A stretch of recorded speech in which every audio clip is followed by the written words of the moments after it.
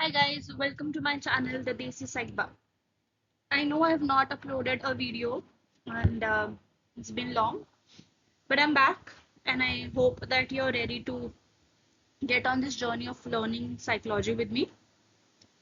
So before I start, I'm going to tell you a few things. So this is going to be an introductory video about what psychology is in general before we go to the subjects of IGNU and etc. So can you tell me what psychology really means? Does anyone know what exactly it means? What it means to you? And by that, I do not mean definitions or, what scientists think or what philosophers think. I want to ask you what you think about psychology. What you think it is? What kind of a study is it? What kind of a subject it is? And it would be great if you could, write it all down for me. And I would actually like you to, pause the video and think about it, write it down, and then we'll go ahead with the video. Okay, so in this video we're going to talk about how psychology actually became a subject. We're going to talk about the history and the perspectives that we now use, and also why exactly is it important. So here we are. So what is psychology is going to be our first slide, of course. I hope you have written down something like I had asked you to, but here is what I feel about psychology. I feel that psychology, is a way to understand who we are and how understand how to deal with ourselves, uh, etc., etc. So this thinking of mine basically is what led me to study psychology. I wanted really badly to understand what my pros are, what my cons are, what I like, what I don't like, uh, how I feel it and why I feel it and why I feel it in that particular way itself, and how I can, change a few things about myself, improve, etc., etc.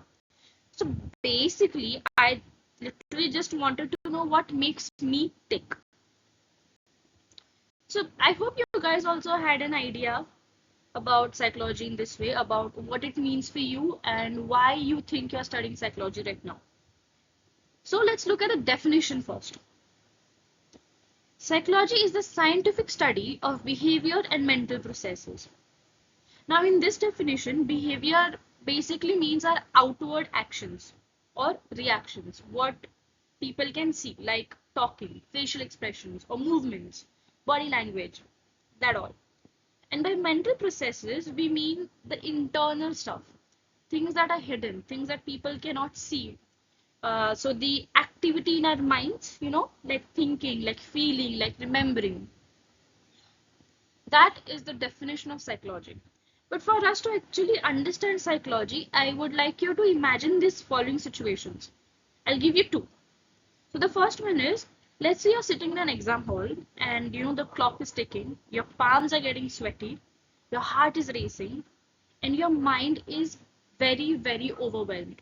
You don't know what's happening with you, you're in a hurry. So why do you think you feel stressed in this situation? That is my question to you. Okay, I want you to pause the video every time I ask you a question and write down the answer for me. It will make our class go easier. Now, the second situation that I want you to think about is, let's say you're, in a class, you're focusing on your breath and you're trying to calm your mind and you're feeling at peace. You're in a yoga class, like a yoga class. But do you know why this practice of, focusing on your breath reduces stress? Do you know why that happens? Or why does that improve our well-being? That's what I want you to think of. So the whole point of studying psychology is to find the answers to the above questions, to the above situations that we just looked at. So in the first situation, if you see, psychology helps us understand how stress works.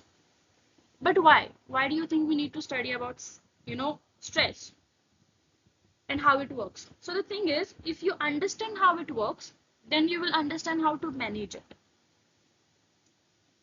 While in the second situation, psychology studies about how mindfulness And yoga influences our mental and physical health. Like, why does yoga help our physical health? Why does it make it better? That is why psychology is important. And that is the main objective of studying psychology, so that we can understand why something happens and we can also find solutions to it. Or if we find okay, that there's a good influence of something, we can understand why, and we can try to implement it in our other life. So okay, so now we've looked at the definitions, we've looked at a few examples also. Now I want you to check what you initially thought of psychology, what you'd written down on the first slide, and check it against this definition. Okay, I am 100% sure that whatever you would have written, whichever words you would have used, in one way or the other, it fits in this definition. Because the definition of psychology itself is very vast. Because the human mind is very vast. And it is all inclusive. Okay? So, anything and everything the mind can do comes under psychology. Now, I'm also sure that every one of you must have thought of psychology in different ways, or you must have used different words maybe to describe it. And yet, it will somehow fit this academic definition. So that's one more aspect of psychology which I want you to know, which is that psychology is very subjective. Like, yes, there are, similarities in people.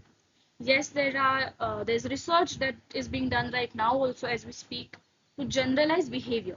But all of that is just for ease of work, for us to understand in a bigger picture what happens, how it happens, so we can also treat certain disorders.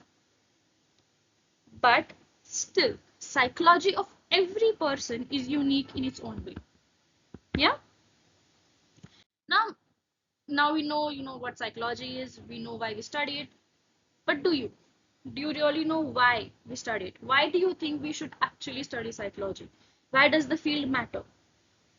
Most people have told me, I've heard them saying that, psychology is nothing but common sense. But if it is common sense, then why do we study it? Why do we have thousands, if not millions, of books on this subject? Why do you think, or how do you think psychology is going to help us in our lives? Why does it matter? Why should we even think about the mental processes? They're happening anyways, even if we don't think about it, even if we don't study it.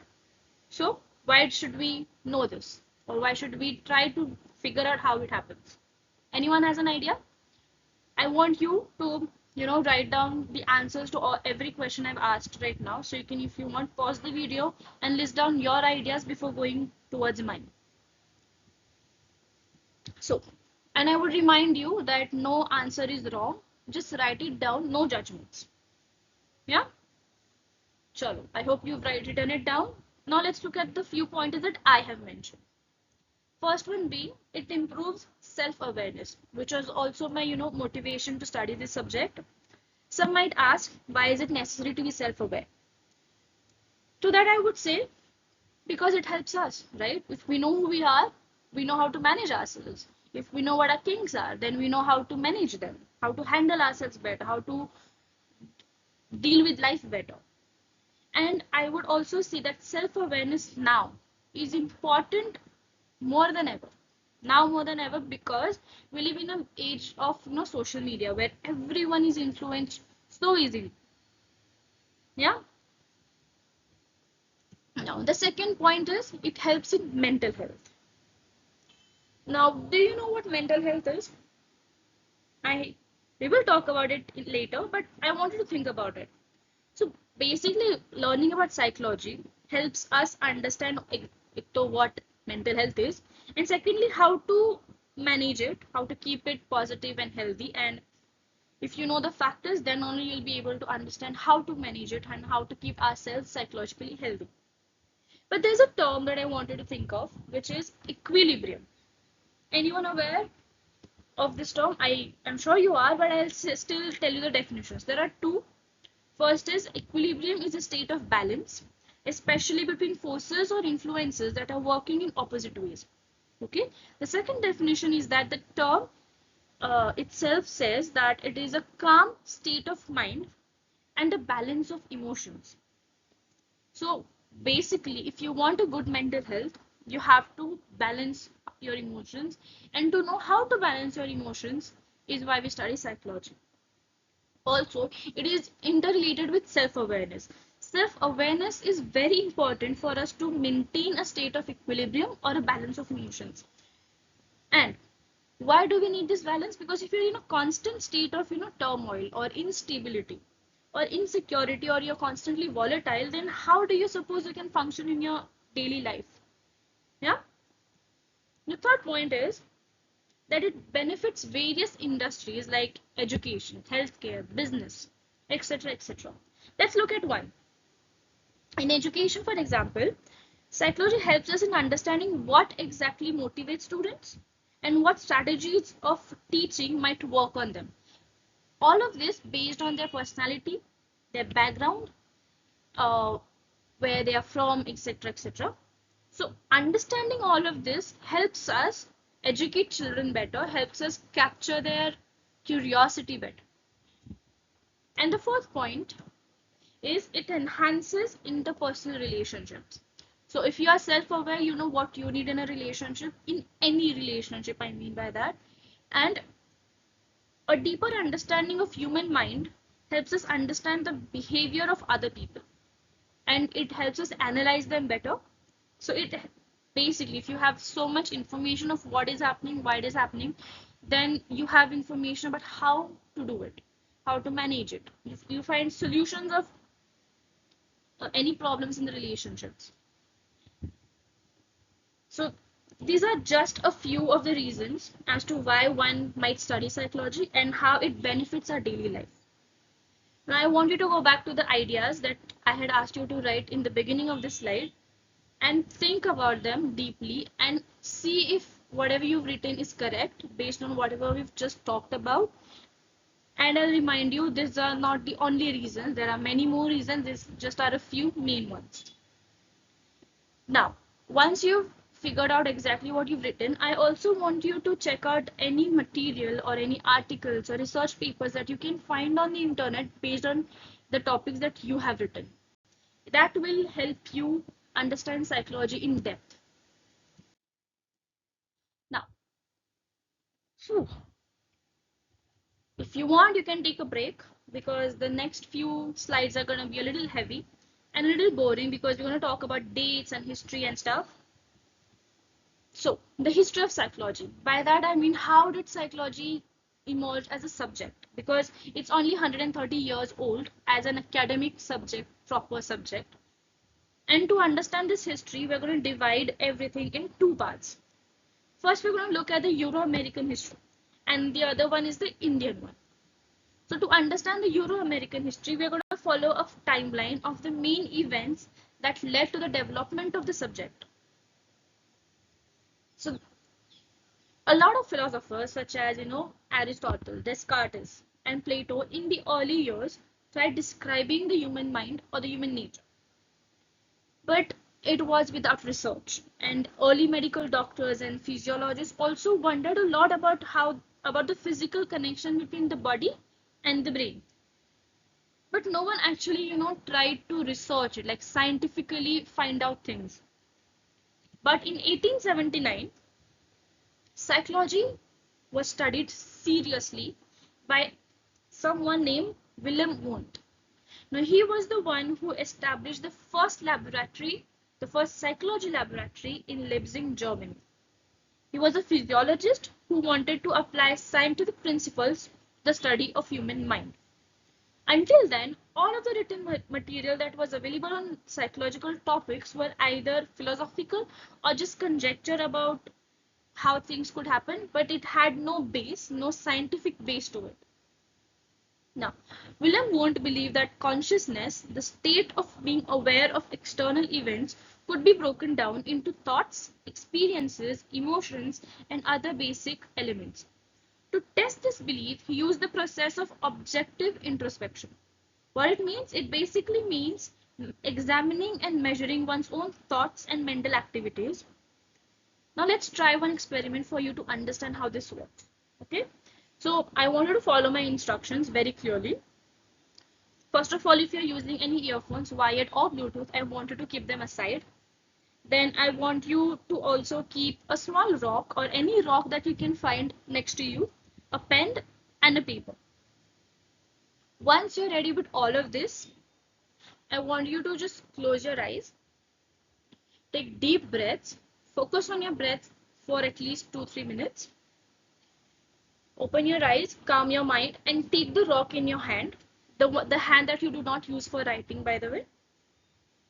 And as the rock is in your hand, as you're holding it, I want you to write down everything you are feeling right now as a result of having the rock in your hand. Okay? So all the sensations that you're having because you're having the rock in your hand, I want you to write them down. Okay? Or if you want, you can record yourself and speak it out loud. Yeah? Okay. Once you're done, I want you to come back to the video now. So what we just did is known as objective introspection. And this is exactly what Wundt tried to do to understand the concept of psychology. Because psychology is something that's very covert. We are not going to understand by just looking. It's not a chemical reaction that you can see. So you need people to speak about how they feel, what they think about stuff. And that is what Wundt understood. And that is the technique that he used to experiment to understand the concept of psychology. And this whole experiment, the whole lab that he set up, it set up the base, the foundation for psychology to develop as a subject, and a proper subject at that. Now, as he was the first one to use this method and bring up a proper way of researching psychology, he is called the father of psychology. Sometimes people also call him father of experimental psychology. But yeah, after this came structuralism in the late 19th century. This concept was given by Edward Titchener, who was Wundt's student. He did nothing but expand on Wundt's ideas, and he believed that every experience that we have could be broken down into its individual emotions and sensations. He called this thought of his, or this belief of his, as structuralism. The whole point of structuralism was to study the structure of the mind. Then came functionalism in 1890s. This was given by William James. He was more interested in the importance of consciousness to everyday life than just its analysis. He focused on how the mind allows people to function in the real life, how people work, how people play, how they adapt to their surroundings. And this viewpoint of his, of focusing on how the mind allows people to function, was called as functionalism. It is actually self-explanatory. He was also greatly influenced by Charles Darwin's ideas about natural selection. And he posed the question, which is very interesting actually, and I want you to write down if you can, find answers about it, but don't try to search anywhere, just pen down your thoughts. So if physical traits could aid in survival, why couldn't behavioral traits do the same? And based on this idea, he tried to figure out how behavioral traits, help us and how they can be passed on. After this came Gestalt psychology in the 1910. Now it was proposed by Max Wertheimer along with two other experimenters. Basically means that the Gestalt psychology concept basically proposes that the whole is greater than the sum of its part. Okay, so it focuses on how things are perceived. So I'm going to draw something on the screen. Give me a second, but once I'm done, I want you to look at the whole picture.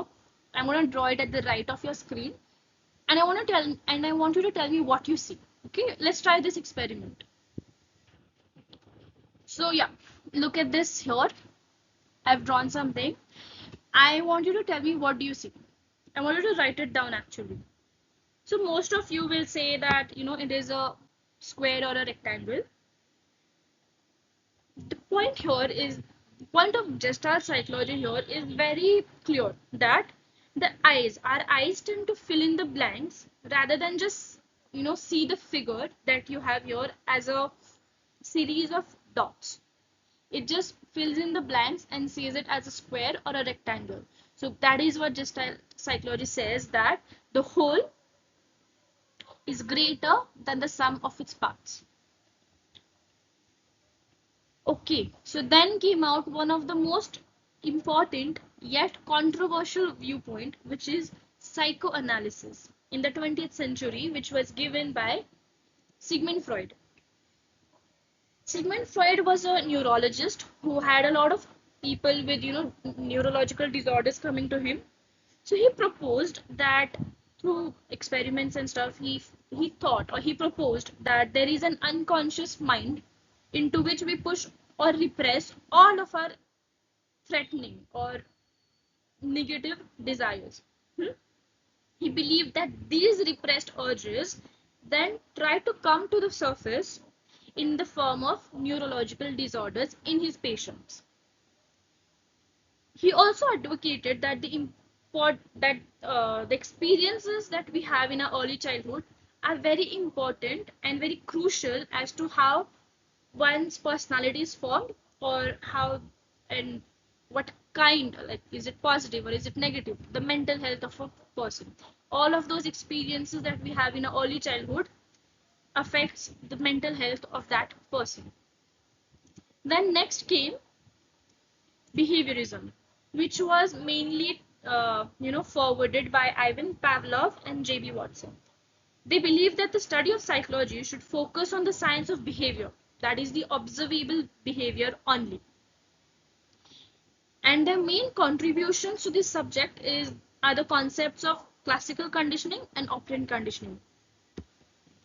So these 6 main events established psychology as a subject.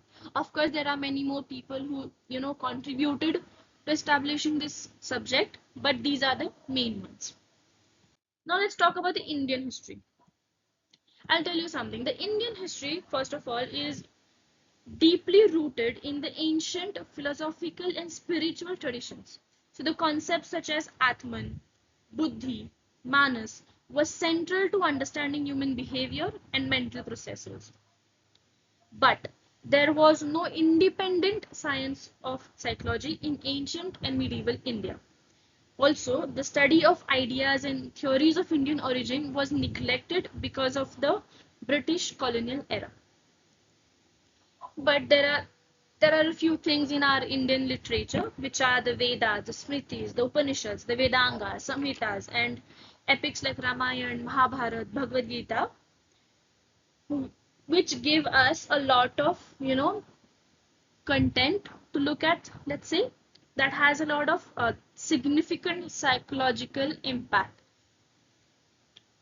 Then, the framework of dharma, which is the belief in continuity across life forms, a rational view of the self, and context-sensitive thinking, and the principles of karma and reincarnation also provide a unique context for personhood and psychological processes.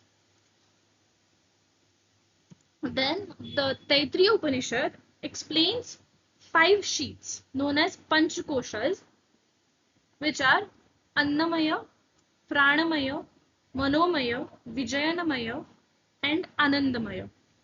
Annamaya means foodful, gross physical body, that is. Pranamaya means energyful, the subtle body. Third one is Manomaya, the instinctive or perceptual body. Then comes Vijayanamaya, which is the cognitive or the conscious body. Then comes Anandamaya, which means blissful, the transcendental body.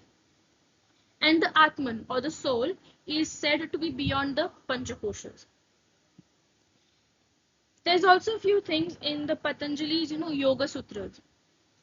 It gives detailed methods for controlling the mind and achieving self-realization. It discusses the problems regarding the nature, the states, and the functioning of consciousness and the modes of its control. Trigunas. So Trigunas, there are 3: Sattva, Vajas, Tamas, and they have been used to describe personality. They basically stand for purity, action, and inertia. The dominance of one over the other shapes the behavior of a person or the personality of a person, if we may say so. So in summary, psychology is a blend, Indian psychology is a blend of, ancient philosophical traditions and modern scientific approaches. Push. So now that we're done with the history, let's look at the modern perspectives and the perspectives that we use now. If you want, take a small break before you continue this video because I know the history has been a lot. After that, we'll cover 6 major modern perspectives. We'll go through them one by one. The first one is psychodynamic perspective. It focuses on unconscious processes, the early childhood experiences, and inner conflicts. The key figures are Sigmund Freud, Carl Jung, Alfred Adler. And the main idea is that behavior and mental processes are influenced by unconscious drives, that is, id, ego, superego, and unresolved conflicts from childhood. The applications of it is to understand personality, to understand mental disorders, and to understand and apply the therapeutic techniques like free association and dream analysis. The next perspective is behavioral perspective. It focuses on observable behavior and learning through environmental stimuli. And the key figures are John Watson, B.F. Skinner, Ivan Pavlov, Thorndike, Bandura.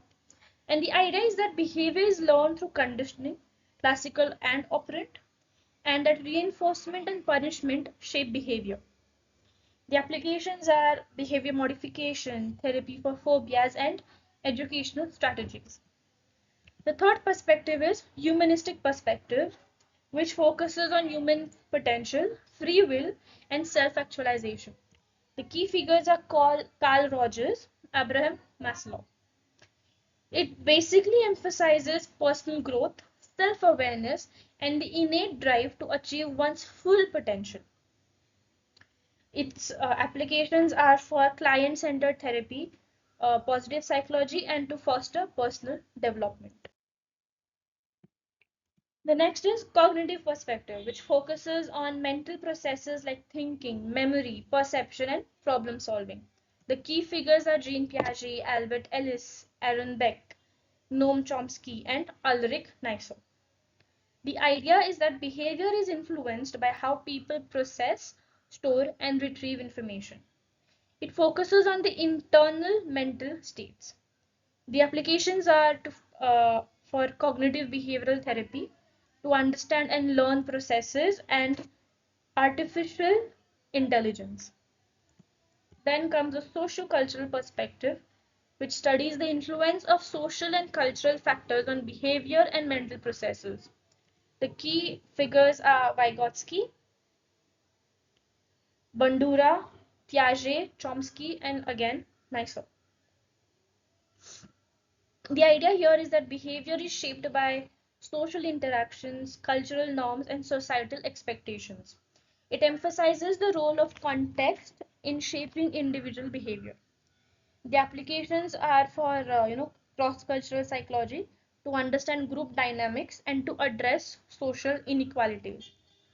The last one is evolutionary perspective, which focuses on the role of evolutionary processes in shaping behavior and mental processes. Key figures being Vygotsky, Bandura, Charles Darwin. The idea here is that behavior and mental processes are adaptations that have evolved to enhance survival and reproduction. It explains traits like aggression, mate selection, and parental investment. Applications are to understand innate behaviors, to understand evolutionary origins of mental disorders, and human development. So these 6 perspectives provide different lenses for understanding human behavior and mental processes. Often they complement each other in psychological research and practice. So, as I mentioned earlier, psychology is a very vast subject and covers a lot of topics, which is why it is broken down into several branches for ease of learning and researching. Often, these branches overlap, they inform each other, and we'll look at 10 of those branches. Developmental psychology, which is the study of human growth and development across the lifespan from infancy to old age. Second one is social psychology, which is the study of how individuals think, feel, and behave in a social context. Next is clinical psychology. It is the branch of psychology that focuses on diagnosing and treating mental, emotional, and behavioral disorders. Then comes educational psychology, which is the study of how people learn and learn and the best practices for teaching and instruction. Then comes health psychology, which is the study of how psychological, behavioral, and social factors influence health and illness. Industrial organizational psychology, it is the application of psychological principles to workplace settings. Neuropsychology, the relationship between the brain and the behavior is studied here. Counseling psychology, it is the branch of psychology which focuses on helping individuals cope with everyday challenges and improve well-being. Positive psychology is the study of human strength, well-being, and flourishing. And the last one, personality psychology, which is the study of individual differences in patterns of thinking, feeling, and behaving. Now, these branches highlight the diverse applications of psychology and address various aspects of human behavior, mental processes, and well-being. There are a lot of other fields in psychology as well, like criminal psychology, forensic psychology, even animal psychology is there. But these are the main or the most common ones. Throughout your bachelor's or your master's, you must have come across these branches of psychology. Now let's end with a quote. Mana sarvada karya pravutta vartate. The mind is always engaged in some activity. It is a quote from the Yoga Sutras of Patanjali. So this was a brief of what psychology is, and I hope you guys now have a better understanding of the subject, and I hope that you liked the whole process as well. And thank you. But before signing off, I would like to suggest a book which might help you understand the field better. The book is Psychology Secretly, the 5th edition. I'll also attach an Amazon link in the description. So my seniors actually used to call it the Bhagavad Gita or the Bible of psychology. I don't know why, but basically because it has all the basic information, the general information of psychology, which is important for beginners, especially to understand what it is and how vast it is.